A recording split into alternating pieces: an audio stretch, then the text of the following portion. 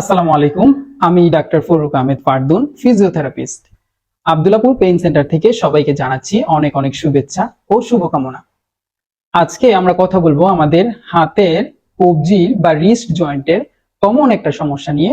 এই সমস্যাটার নাম হচ্ছে carpal tunnel syndrome. Carpal tunnel syndrome হলে হাতে ব্যথা হতে পারে, চিনচিন একটা ব্যথা হতে পারে, সব সময় মনে হবে একটা আনইজি ফিল হচ্ছে, ফুলে যেতে পারে। অনেক সময় দেখা যায় যে অবশ অবশ ভাব লাগে, আঙুলগুলো নাড়াচাড়া করতে অসুবিধা হচ্ছে বা রিস্ট জয়েন্ট নাড়াচাড়া করতে অসুবিধা হচ্ছে।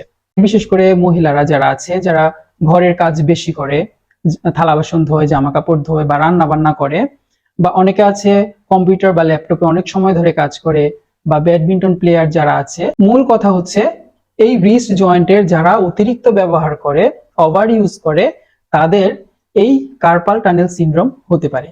মূলত আমাদের রিস্ট জয়েন্ট বা কবজির ভিতর দিয়ে চলে গিয়েছে মিডিয়ান নার্ভ।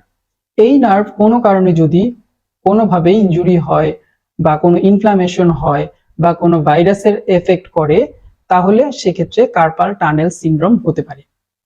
এছাড়া আরো অ্যাসোসিয়েটেড কিছু কারণ থাকতে পারে, যেমন প্রেগনেন্সির সময় এই জিনিসটা হতে পারে, বা অনেকের বংশের কারো যদি থেকে থাকে তাহলে তাদেরও এই সমস্যাটা হতে পারে। এরপর আসি চিকিৎসায়।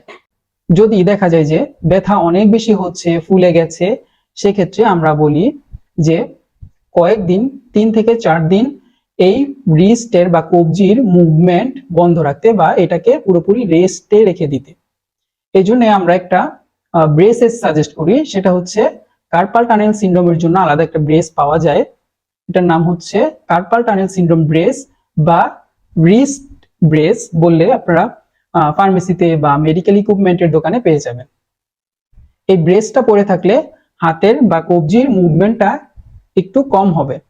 এরপর ব্যথা যদি বেশি থাকে সেক্ষেত্রে পেইন কিলার দেওয়া হয় বা স্টেরয়েড জাতীয় ওষুধ দেওয়া হয়। 3 থেকে 4 দিন পর আমরা ফিজিওথেরাপি সেশন শুরু করি।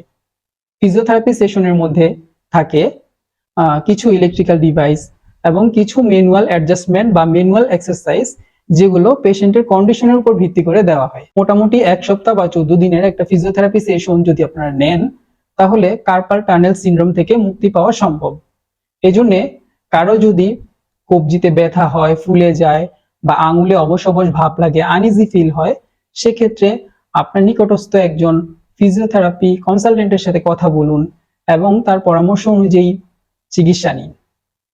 আশা করি ফিজিওথেরাপি চিকিৎসা নিলে কার্পাল টানেল সিনড্রোম এই রোগটা সম্পূর্ণরূপে ভালো হবে। সবাইকে অনেক অনেক ধন্যবাদ ও শুভকামনা। আল্লাহ হাফেজ।